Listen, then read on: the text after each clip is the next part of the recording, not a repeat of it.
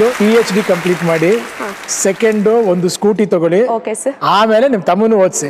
First ನಾವು ಸಂತೋಷವಾಗಿದ್ರೆ ಇನ್ನೊಬ್ರು ಸಂತೋಷವಾಗಿರ್ಬೇಕು ಅಂತ ಆಸಕ್ತಿ ಬರುತ್ತೆ ನಮ್ಗೆ. ಹೌದೌದು. ಓಕೆನಾ? ಓಕೆ. ಓಕೆ. ಹರಿಹರದಿಂದ ಬಂದಿರಲ್ವ ವಿಜಯಲಕ್ಷ್ಮಿ? ಸೊ ಏನ್ರಿ ನಿಮ್ಮ ವಿಟಿಲಿ ನೀವು ಮಾಡ್ತಿರೋ ಸ್ಟೈಲ್ ನೋಡಿದ್ರೆ ಬರೀ ಆಂಕರಿಂಗ್ ಸ್ಟೈಲ್ ಇತ್ತು. ತುಂಬಾ ಹುಚ್ಚು ಸರ್. ಯಾವಾಗಿಂದ ಅಂದ್ರೆ ನಾನು 7ನೇ ಕ್ಲಾಸ್ ಫಸ್ಟ್ ಸ್ಟೇಜ್ ಹತ್ತಿದಾಗ ಟೆನ್ಷನ್ ಆಗಿ ವಾಪಸ್ ಬಂದ್ಬಿಟ್ಟಿದ್ದೆ. ನಮ್ಮನೇಲಿ ಅಂದಿದ್ರು, ಯಾಕೆ ಅವ್ರೇನು ಹುಲಿಗಳ ಸಿಂಹಗಳ, ತಂದೆ ತಾಯಿ ಅನ್ಕೊಂಡ್ ಮಾತಾಡು ಅಂತ ಹೇಳಿದ್ರು.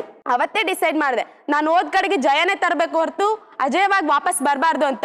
ನೆಕ್ಸ್ಟ್ ನಿಮ್ ಮಿಲನ ಮೂವಿ ನೋಡಿದೆ, RJ ನೀವಾಗಿ ಪಾರ್ಟ್ ಮಾಡಿದ್ದು. ಅದ್ರಲ್ಲಿ ನೀವು ಒಂದು ಡೈವೋರ್ಸ್ ಕೇಸಲ್ಲಿ ನಿಮ್ಮ ಪಾರ್ವತಿ ಅವ್ರದ್ದು ಬಂದಾಗ ನಿಮ್ಮ ಕಷ್ಟನ ನೀವು ಇಟ್ಕೊಂಡು ಇನ್ನೊಬ್ಬರಿಗೆ ಖುಷಿ ಪಡೋದ್ರಲ್ಲಿ ನೀವು ಎಂಟರ್ಟೈನ್ಮೆಂಟ್ ಕೊಟ್ರಿ. ಸೊ ನನಗೆ ಆ ಗುಣ ಇಷ್ಟ ಆಯ್ತು.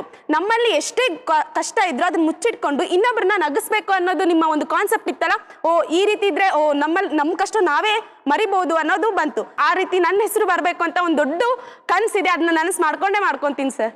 ಒಳ್ಳೇದಾಗ್ಲಿ ಬಿಡಿ. ಬಟ್ ಏನ್ ಗೊತ್ತಾ, ನೀವು ಆಡ್ತಿರೋದು ನಿಮ್ಮ ಒಳ್ಳೆ ಒಂದು ಕಾಸ್ಗೆ. ಹಾಗಾಗಿ ಗೇಮ್ನ ಹುಷಾರಾಗಿ ಚೆನ್ನಾಗಿ ಆಡಿದ್ರೆ ಫಸ್ಟ್ ಕ್ಲಾಸ್ ಆಗಿ ಆಗ್ಬೋದು.